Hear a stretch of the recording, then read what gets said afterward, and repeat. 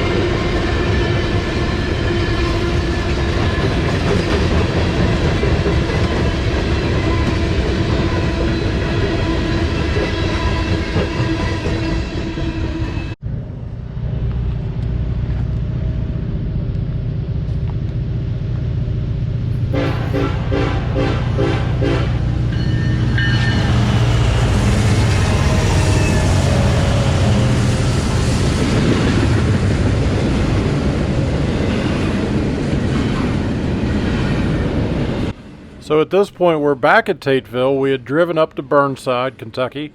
Tried to drive up and down both sides of the yard the best we could. Still didn't see the train we were looking for. We came back down past where we had pulled into the Tateville little section here, and we heard a horn. We couldn't tell which direction it was coming from, but as we pulled up here, we realized this was another intermodal movement headed to the south, so not the train we were chasing. At this point, we honestly had completely given up. We thought we knew where the train was. We thought we had a decent chance of getting around it when we first got to Tateville. By this time, it's about 45 minutes after that, and we just made the assumption that there was no way the train could still be coming that much later. Figured it had gotten north of us, 45 minutes of us looking around Tateville, Burnside for the train. Really gave up all hope, assumed it got north of us and we weren't going to catch it again.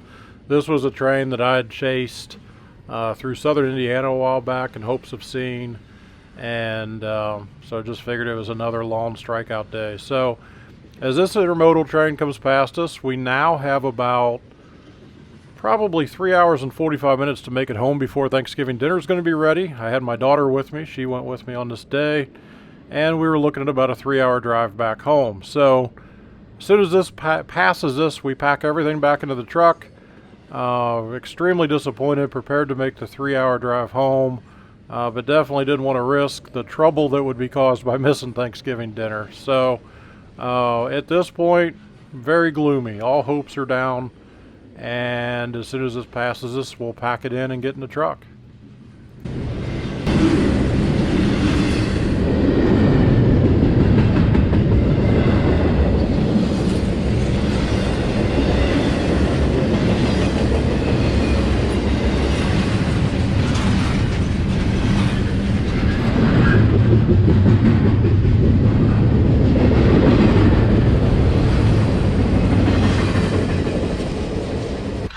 So as soon as we jumped in the truck, I looked in the mirror to back up and saw a headlight. I then saw blue around that headlight and screamed something to the effect of, "Oh my God, there it is."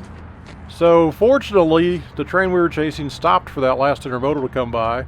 We had enough time to get out, drop the GoPro on the ground, get out a second tripod, get another GoPro going, and get my phone set up. So I was able to get 3 sets of imagery. My daughter was able to get everything set up that she needed. And so what we're going to see here is Conrail Heritage Unit 8098 pulling a empty spine car train. This Conrail train is especially special to me because when I was a young child, my grandfather would take me to the tracks around Sharonville, Ohio. Conrail was the company that ran those tracks, and their locomotives are what we always watch. So I've been wanting to see this Conrail train.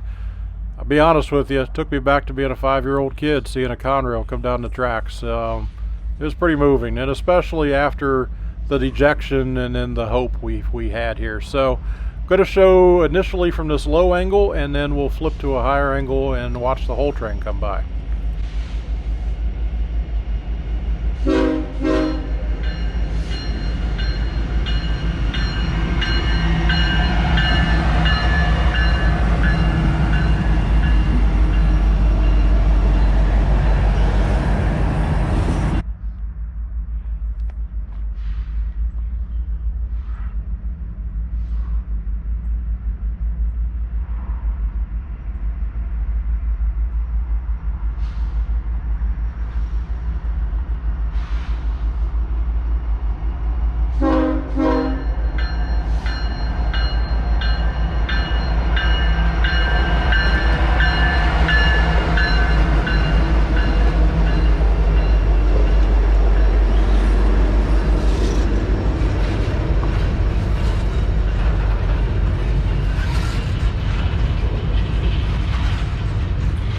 So there we have it. The first heritage unit we've managed to capture. The main heritage unit we wanted to capture.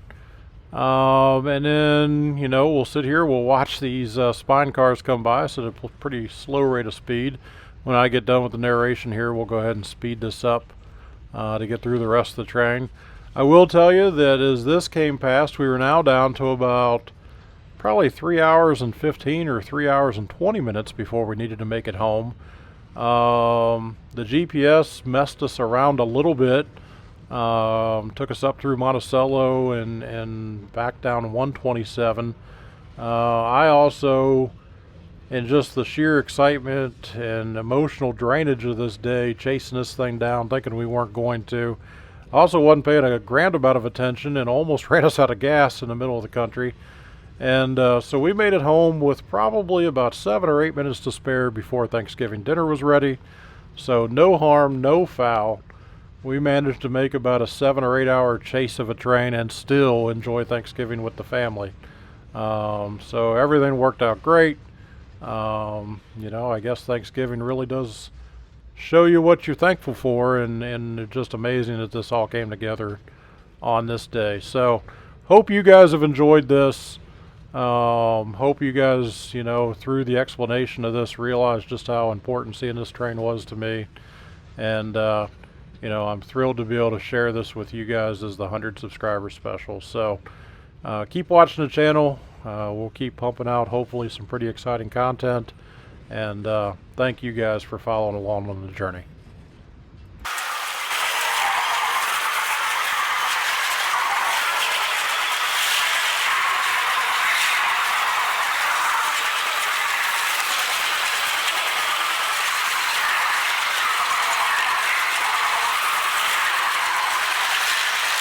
Thanks for watching this video.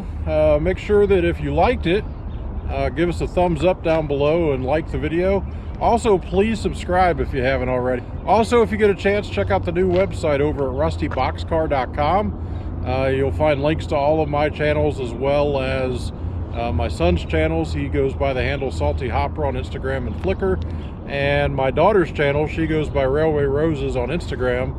And then you can check out some other information we've got on there for you as well. Again, thanks for watching. Hope you have a good day.